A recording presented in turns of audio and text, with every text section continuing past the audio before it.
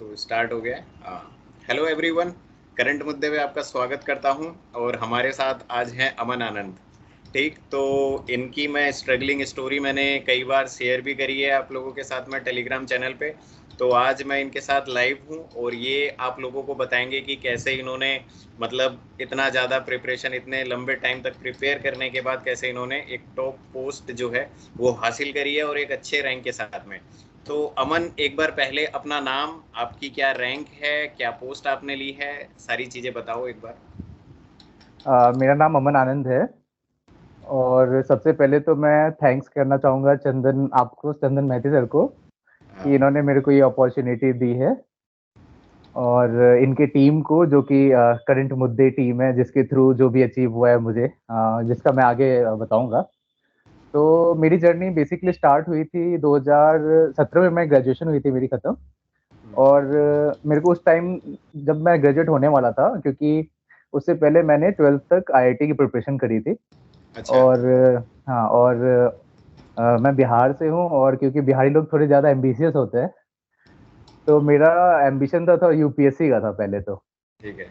और जब आईआईटी में हुआ नहीं था, तो फिर मैंने सोचा कि यूपीएससी करेंगे, तो ग्रेजुएशन में मैंने आर्ट्स चूज कर लिया था दिल्ली यूनिवर्सिटी में। अच्छा। तो 2-3 साल तो मेरी उसी में ग्रेजुएशन की, मतलब वो हुआ, नॉर्मल सा पढ़ा। फिर जब फाइनल ईयर आने वाला था, तो लगा कि अब क्या करूंगा, यूपीएससी के लिए तो काफ़ी, मतलब कहीं ना कहीं रिस्की भी हो जाता है। तो मैंने सोचा कि अब क्या करूँ, तो पता चला तभी मेरे को एसएससी सीजीएल के बारे में 2017 में पता चला था। हम्म। तो फिर मैंने सोचा कि उसमें मैथ्स, इंग्लिश और जो भी मैथ्स और इंग्लिश है, उसकी थोड़ी बहुत मेरी, मतलब मेरा अच्छा था।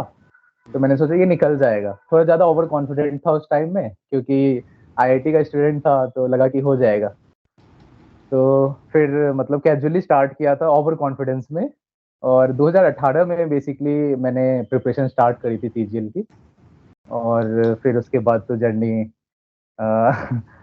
तीन अटेम्प्ट लग गए पूरे पूरे सीजीएल की लिस्ट में आने में। और फाइनली 2022 से मेरे को एग्जामिनर पोस्ट मिला है।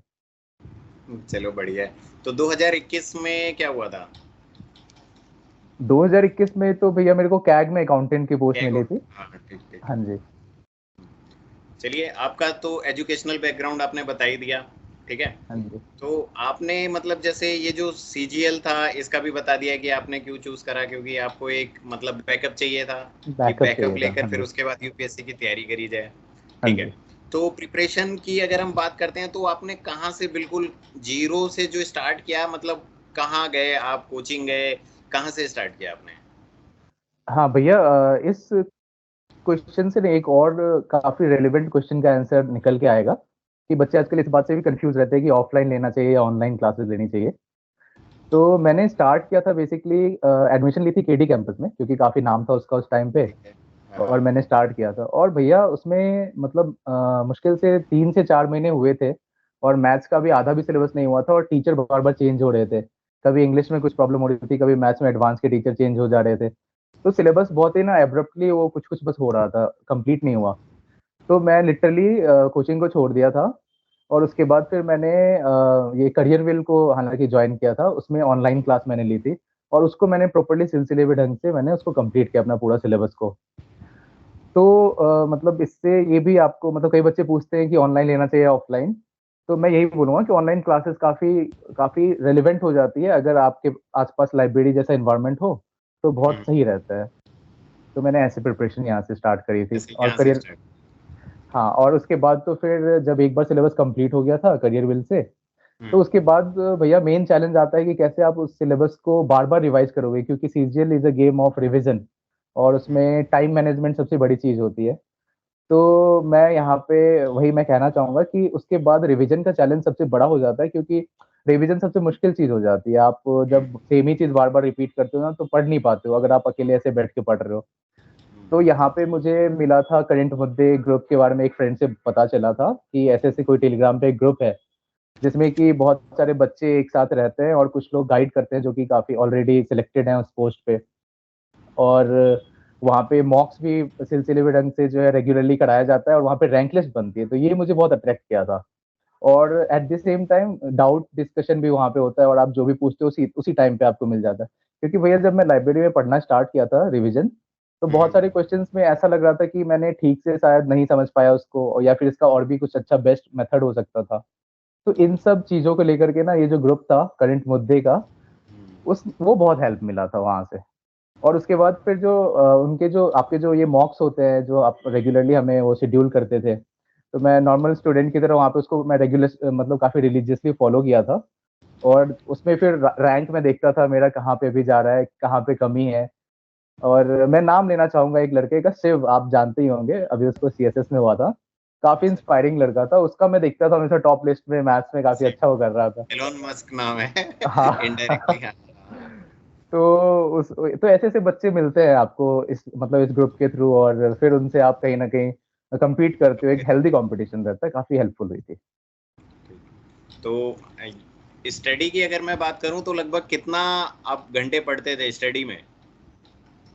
भैया पहले तो 1 साल तो ओवर कॉन्फिडेंस में ही निकल गया था। फिर 1 तो ठीक साल है। पहले कॉन्फिडेंस में निकला, उसके बाद फिर जो है मतलब क्लासेस जब ली थी, उसके बाद इतना ओवर कॉन्फिडेंट था कि मतलब मैं क्या ही बताऊँ। मुझे लगा मैं तो ऐसे ही निकाल लूँगा सीजीएल, कुछ भी नहीं है मेरे लिए।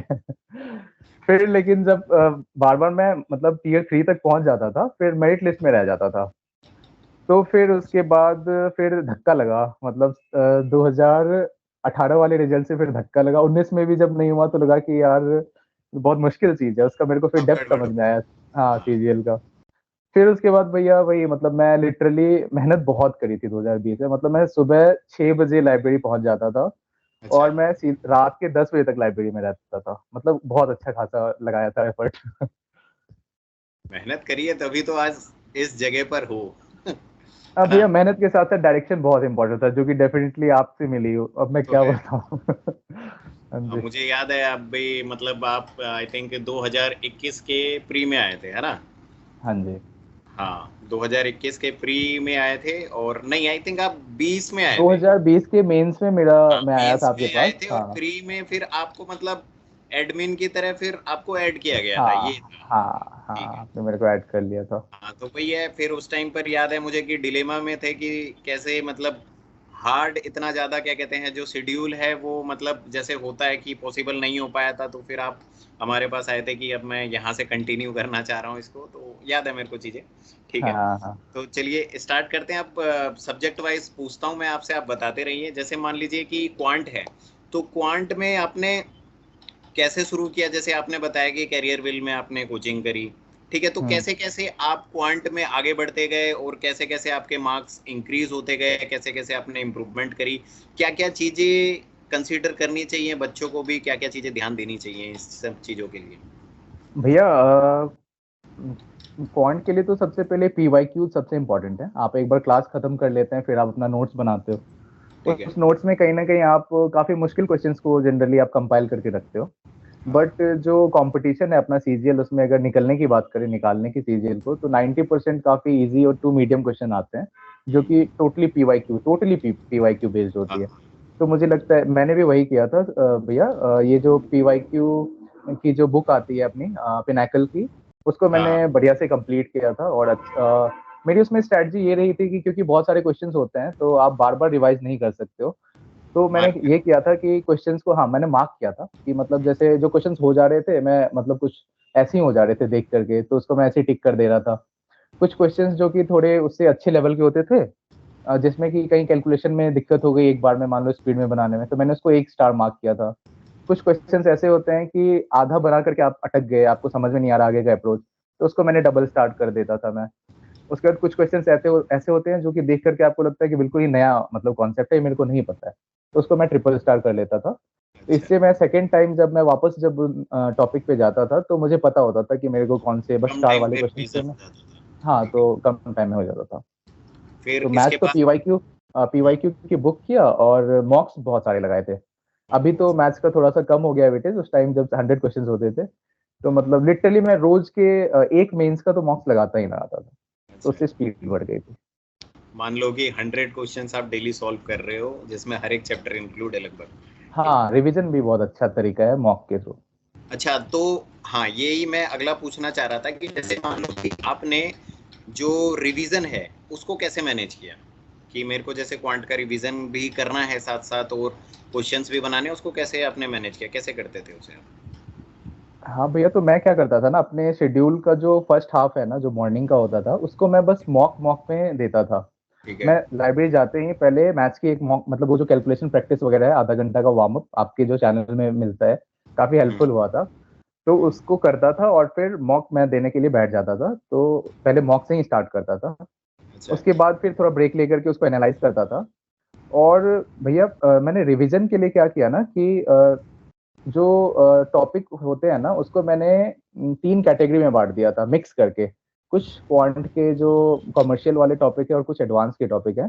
तो उसको मैंने 7-7 का ग्रुप बना दिया था। और हर ग्रुप से मैं कहीं न कहीं 20-20 या 15-15 क्वेश्चन ना रोज़ करता था। एक दिन में पहला ग्रुप लिया और उससे 20-20 क्वेश्चन हर टॉपिक से करता था।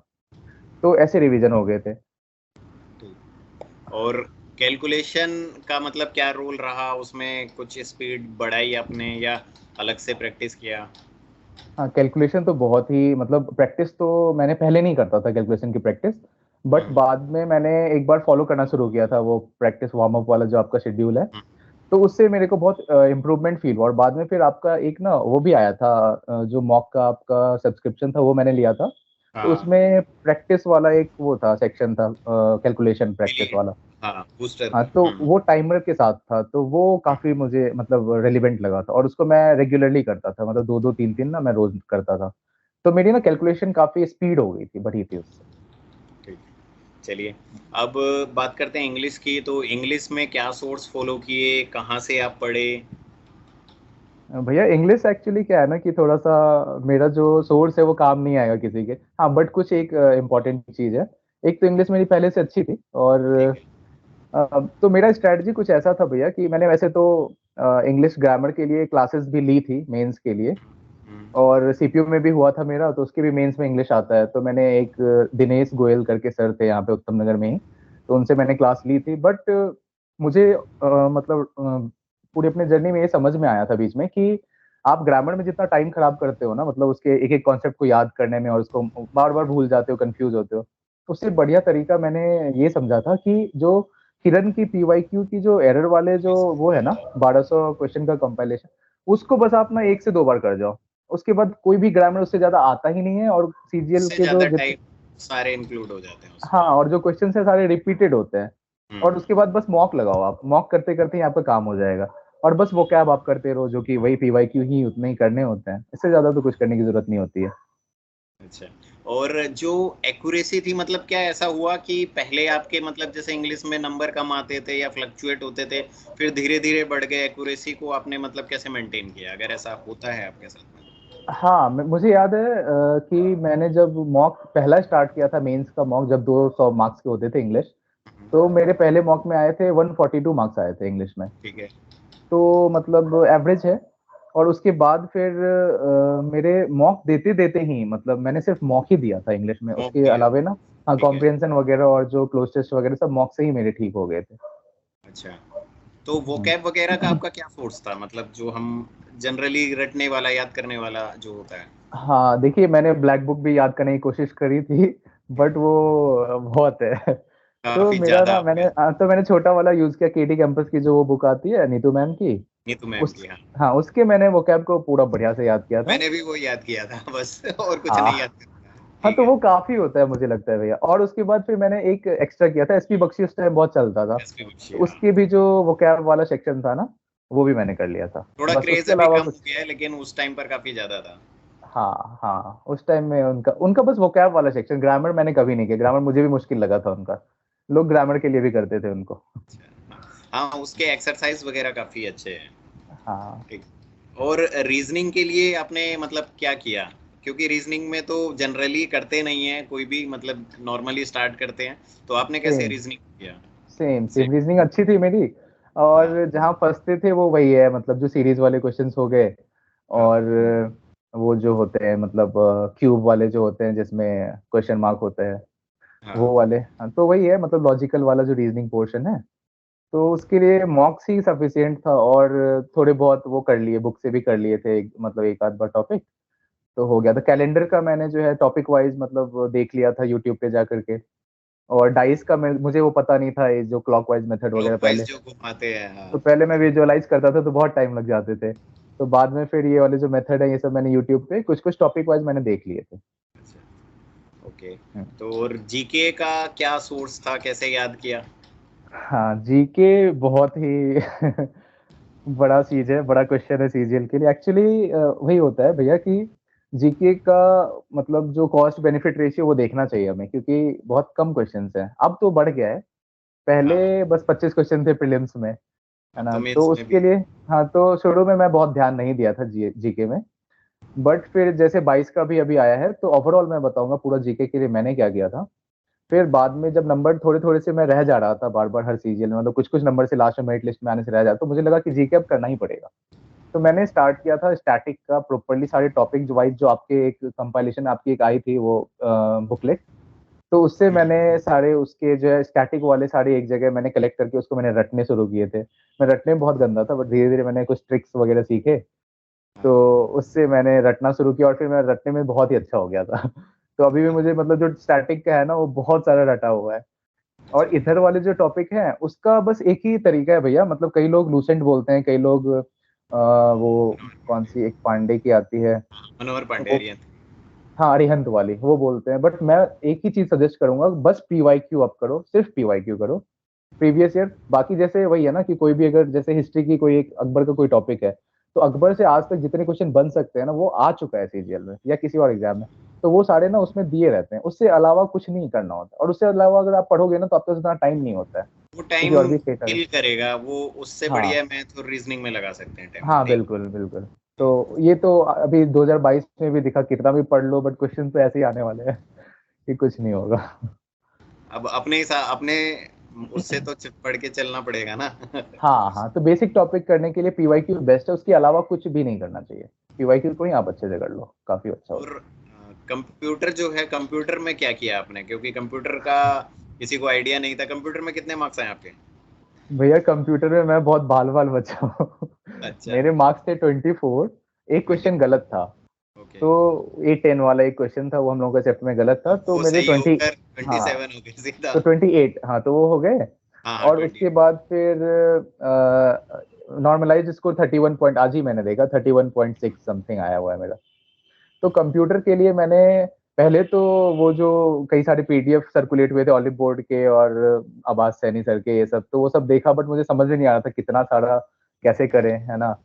फिर बाद में मुझे लगता है एग्जाम से अपना जो ये सीजीएल 22 वाला एग्जाम था उससे 15-20 दिन पहले एक लड़के को लाइब्रेरी में देखा था मैंने, पिनाकल की बुक पढ़ते हुए। तो हम्म, उसमें क्या था नहीं, बहुत कॉन्साइज में उसका थ्योरी दिया हुआ था पहले चैप्टर के अच्छा, स्टार्ट में, और उसके बाद फिर कई सारे जो आए हुए सीजीएल के क्वेश्चन है वो दिए हुए थे प्रैक्टिस के लिए। अच्छा। ठीक है, तो उससे मुझे लगा कि ये डुएबल है। ठीक है, और क्योंकि वो था मतलब क्वालिफाइंग था, तो बहुत ज्यादा एफर्ट करने का मन भी नहीं कर रहा था। तो बस उस बुक को मैंने मतलब लास्ट में बहुत गंदे तरीके से हमने सारे मिल करके ना उसको करने की कोशिश कर। अब बात करते हैं मॉक्स की। ऑलमोस्ट आपने काफ़ी कुछ बता दिया है, फिर भी मैं मॉक्स से रिलेटेड कुछ पूछता हूँ आपसे। जैसे पहला ये कि मॉक में कौन कौन से प्लेटफॉर्म जो थे वो आपने मतलब यूज़ किए मॉक के लिए 2022 में स्पेशली? हाँ, तो अच्छा कि आपने 2022 बोला, क्योंकि 2021 तक तो मैंने सारे ही मॉक्स के लिए रखे थे। अच्छा, हाँ, और 2022 में टेस्ट बुक के अलावा कुछ जरूरत ही नहीं है भैया। मतलब ठीक। टेक्स्ट बुक के जब 2022 का पेपर से पहले भी जो इनके जो मॉक्स बने थे ना, वो हम्म, मुझे लग नहीं रहा था कि इस टाइप के क्वेश्चन आने वाले हैं 22 में, बट काफी हद तक सिमिलर क्वेश्चंस आए थे। तो टेक्स्ट बुक तो मतलब वन स्टॉप सॉल्यूशन है। और सिर्फ मॉक्स के लिए ही नहीं, प्रैक्टिस के लिए भी मैं बोलूंगा कि टेक्स्ट बुक का जो सेक्शनल वाला सेक्शन है। सेक्शनल हैं, हाँ। हाँ, तो अब तो मैं जो प्रीवियस ईयर बुक की मैं प्रैक्टिस की बात कर रहा था मैथ्स इंग्लिश के लिए, वो मैं बोलूंगा आप बुक को आप रखिए साइड में, और बस टेक्स्ट बुक एक आपने सब्सक्रिप्शन लेना है, लैपटॉप ले जाना है लाइब्रेरी, और वहीं से आपको प्रैक्टिस भी करना है, और वहीं से आप मॉक भी दे दीजिए। उसके अलावा कुछ करना ही नहीं है। अच्छा, और हम्म। शुरू में जो सबसे पहला 2022 मेंस का जो स्कोर था वो आपका क्या था, और लास्ट स्कोर क्या रहा?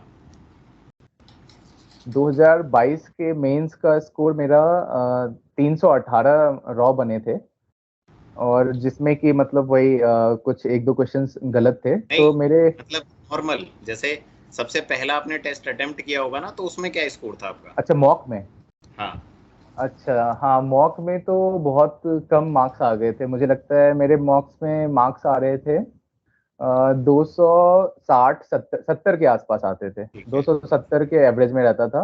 270, 280, 290 ऐसे ही रहता था। एक बार गलती से चला गया था 300 प्लस, मुझे याद है। हाँ, तो उस टाइम लगता था कि 300 प्लस अगर मार्क्स आ गए तो मतलब बहुत टॉप है। में रैंकिंग आ जाएगा, हाँ बहुत अच्छा हो जाएगा। मॉक्स थोड़े मुश्किल होते हैं इसके टाइप सबको के। वही लग रहा था, लेकिन यहाँ पता नहीं बिल्कुल ही उल्टा सीन हो गया। ठीक है। क्वेश्चंस थोड़े इजी आ गए थे सेक्शन हाँ, 1 के इस मेन बार। बात है कि क्वांट जो था उसके भी लेवल को बढ़ाना चाहिए था थोड़ा बैलेंस। हाँ सेक्शन 1 उतना बैलेंस नहीं हो पाया। ठीक है। हाँ हाँ। आपका जो फुल मॉक्स की अगर मैं फ्रीक्वेंसी की बात करूं, लगभग कितने फुल मॉक्स 2022 मेंस में आपने दिए वीकली, अगर मैं पूछूं? मैं रोज ही लगाता था भैया, अपने ग्रुप के ही सारे बच्चे हम सब साथ थे और हम लोग रोज के रोज मतलब एक मेंस का तो देते ही देते थे। हाँ, मैंने एक अलग क्या किया, क्योंकि मेरी इंग्लिश काफी अच्छी थी और कई सारे जो बच्चे थे हम लोग साथ थे, तो हमारी इंग्लिश अच्छी हम्म, थी, तो हमने बस सेक्शन 1 का लगाना स्टार्ट किया था जब एग्जाम के लगभग 15 दिन बचे होंगे। क्योंकि फिर पूरा देने में काफी टाइम चला जाता था, दो टाइम सवा चला। दो घंटा लग जाता था। और मेन प्रैक्टिस हम लोगों को लगता था अगर सेक्शन 1 निकल गया ना, मैथ्स और रीजनिंग, तो बाकी तो हम निकाल लेंगे क्योंकि इंग्लिश उसमें वगैरह पूरे जीएस पूरे में। नंबर आ गए तो स्कोर अपने आप बन हाँ जाएगा। हाँ। तो हमने क्या स्टार्ट किया ना कि सेक्शन 1 सिर्फ ना फर्स्ट हाफ, मॉर्निंग के फर्स्ट हाफ में 3 3 4 4 देना स्टार्ट कर दिए थे। ठीक है। तो वो अच्छा। लास्ट में काफी रिग्रेस रहा था मॉक प्रैक्टिस। ठीक है। और जैसे मॉक के एनालिसिस की अगर मैं बात करूं, आप तो काफ़ी एक्सपीरियंस हो गया आपको। ठीक है। तो फिर भी जो मॉक था उसका मतलब मॉक देना, उसका एनालिसिस करना, फिर उसके बेस पर रिवीजन करना, कैसे करते थे इस चीज़ को मैनेज? मॉक्स देने के बाद मैं थोड़ा सा ब्रेक लेता था और उसके बाद फिर वापस उसी टाइम में उसको एनालाइज करता था, क्योंकि कई सारे क्वेश्चंस आपको ध्यान होता है कहाँ पे हम किस जगह पे फंसे थे। तो उस चीज को आप देख सकते हो। तो दो ही तरीके से मैं करता था, एक तो जो क्वेश्चंस गलत हो गए उसको देखता था, और जिसमें ज्यादा टाइम लगा हुआ है, तो जिसमें ज्यादा टाइम लगता था मैं उसको भी नोट करता था। अगर मुझे लगा कि इसमें कहीं दिक्कत है मेरा, तो मैं ना नोट करता था उस क्वेश्चन को। और जो गलत होते थे उसमें अगर सिली वाले होते थे तो वो उसको मैं नोट नहीं करता था। और जो क्वेश्चंस बिल्कुल नहीं आते थे उसको भी मैं नोट कर लेता था। अच्छा। रेलिवेंट भी क्वेश्चन होने चाहिए, कभी कभी मॉक्स में कई सारे इरेलीवेंट क्वेश्चंस होते हैं जो आपको नहीं करने होते हैं, तो उसमें मैं टाइम नहीं खराब करता था। फिर उन जो नोटेड वाले क्वेश्चंस है उसको मैं कभी कभी देख लेता था। ठीक है। चलिए। हम्म। तो ये जो था ये तो था इंटरव्यू का पार्ट। अब ये बताओ कि आपका सबसे बेकार टाइम सीजीएल की जर्नी में कौन सा रहा, जिस दिन आपको बहुत रिग्रेट हुआ हो, दुखी हुए हो, रोए हो, इस तरीके का कुछ? भैया वर्स्ट टाइम मुझे आज भी याद है, 2020 वाला मेंस का पेपर दिया था और कोटा पड़ा था मेरा वो सेंटर। अच्छा। और हाँ, और कोटा गया था और उस टाइम कोविड वाला भी इशू था। तो कोटा बिल्कुल खाली सा पड़ा हुआ था, वहाँ पे सारे ना जो वहाँ पे हॉस्टल्स वगैरह थे उसी में ओयो उन्होंने कर लिया था और वहीं पे मैं गया था। और हम्म। जब मेरा पहला वाला पेपर मैथ्स का पेपर मैं देने गया था, तो मेरे साथ क्या हुआ था 2020 में कि जो मेरे पहले 10 क्वेश्चंस थे ना, वही मुश्किल क्वेश्चंस आ गए थे। ठीक है। और आप उस टाइम में अपना इमोशंस को ना मैनेज कर नहीं पाते। तो मेरा जैसे पहला क्वेश्चन किया, उसमें ट्रिगो का क्वेश्चन था, मुझे आज भी याद है। फंस और गया। उसको मैंने वैल्यू पुटिंग करना स्टार्ट किया और मेरा नहीं, दो ऑप्शन आ गया था। फिर मैं उसको मेथड से बनाने लग गया और फिर इतना मैं वो हो गया कि फिर मैंने उसको स्किप कर दिया। क्वेश्चन में टाइम भी लगा 3.5 4 मिनट और मैंने छोड़ भी दिया। उसके बाद फिर सेकंड क्वेश्चन पे उसमें भी कुछ दिक्कत हुई, मैंने स्किप किया थर्ड वाला। तो वो जो पहला 10 क्वेश्चन था ना, उसने मतलब मेरी हालत खराब कर दी थी। फिर उसके बाद मैंने सोचा चलो जो भी होगा देख लेंगे, अब जल्दी जल्दी स्किप करते हैं और आगे बढ़ते हैं। फिर पता चला कि आगे के 90 क्वेश्चन मेरे बहुत इजीली, काफी हद तक जितने बनते थे वो बन गए थे। फिर मैं बाद में जब आया तो उस टाइम फिर टाइम उतना बचा नहीं था, मैं बहुत नर्वस हो गया था स्टार्टिंग में। तो फिर जैसे ही उस वही पेपर वाला दे करके मैं निकला था, मुझे समझ में आ गया था कि कर दिया गड़बड़। और सबसे बड़ी बात ये थी कि पेपर बहुत आसान मुझे लग रहा था, प्रैक्टिस इतनी अच्छी हो गई थी। तो वापस जो मैं घर आया था खाने के लिए, मतलब वहीं होटल, तो हाँ। फिर मतलब वो मेरा टाइम जो था ना, मुझे मूड लगा कि खराब। अब मैं क्या करूं क्या नहीं करूं, अब इंग्लिश देने का मन भी नहीं कर रहा था। तो वो सबसे खराब था। और फिर उसी के बाद वही जब 20 का रिजल्ट आया था तो मेरे 3 मार्क्स से रह गए थे मेरिट लिस्ट में। तो हम लोग वहीं पे मतलब घर में ही मैं बैठा हुआ था, छुट्टी थी, और पापा मम्मी लोग बैठे हुए थे और मैंने बोला कि रह गया। तो वो मेरा सबसे सबसे बुरा दिन था मुझे लगता है। हाँ। चलिए कोई नहीं, अब तो हो गया है। तो ये तो था आपका मतलब जो सबसे खराब था, सबसे बढ़िया पार्ट जो आप हमेशा याद रखोगे कि हाँ ये हुआ था। हाँ, सबसे बढ़िया तो भैया वही 2021 वाला रिजल्ट ज्यादा बढ़िया था, हालांकि उसमें छोटी पोस्ट थी, बट वो जो था उस टाइम लेकिन में। कुछ तो थी। हाँ, तो उस टाइम में ये था कि वो जो एक विशियस सर्कल से मैं निकल गया, इस टाइप का फील था। और उस टाइम में क्या था कि हम मम्मी पापा के साथ घूमने गए हुए थे, दार्जिलिंग हम लोग गए हुए थे। और वहाँ पे जैसे ही होटल में चेक इन हमने किया और वहाँ पे वाईफाई जैसे ही ऐड मतलब जुड़ा मेरा फ़ोन, तो मैसेज आया क्यू मैथ्स का कि ऐसे-ऐसे रिजल्ट आउट। और हम ना लेट हो चुके थे काफ़ी, मतलब वो रात का 9 बज चुका था और उस होटल वाले ने बोला था कि आप ना अभी के अभी डिनर कर लीजिए, नहीं तो फिर बाद में बंद हो जाएगा किचन। तो मेरा जो मैसेज आया मैंने सोचा अभी मैं बोलूँ ना बोलूँ, क्योंकि हो सकता है डिनर खराब हो जाए अगर मेरा फिर से नहीं हुआ तो।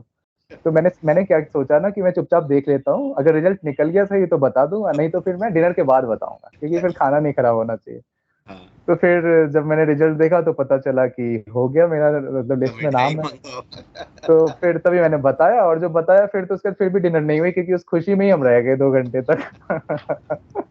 चलो, मतलब तो बहुत बढ़िया गिफ्ट आपने मतलब अंकल आंटी को दिया फिर उस टाइम पर।